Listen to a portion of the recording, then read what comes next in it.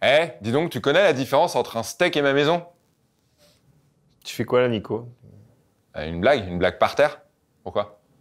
Bah, je sais pas, Ah, c'est le sujet de la vidéo, hein. Blague par terre, tu m'as dit. Faut suivre!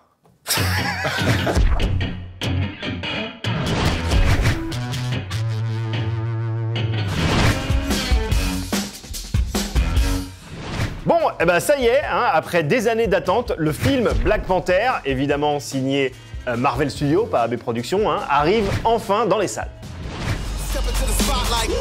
You are a good man. With a good heart. And it's hard for a good man to be a king.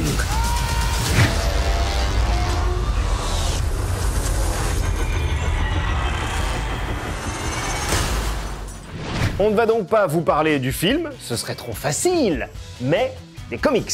Black Panther est apparu pour la première fois en 1966 dans les pages de Fantastic Four 52 et même s'il n'eut pas droit à son propre comics avant 77, eh bien il est et restera éternellement le premier super-héros noir, oui, avant Blade. Alors que lire si vous avez envie de découvrir Black Panther sur papier? Voici nos 3 suggestions tout de suite.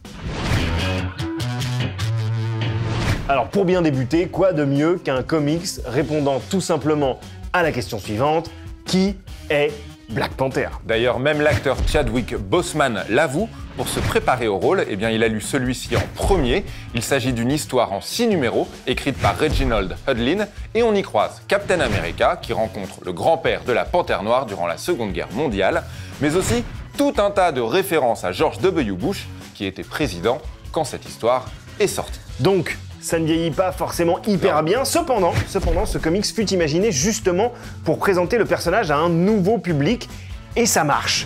C'est tout ce qu'on lui demande finalement.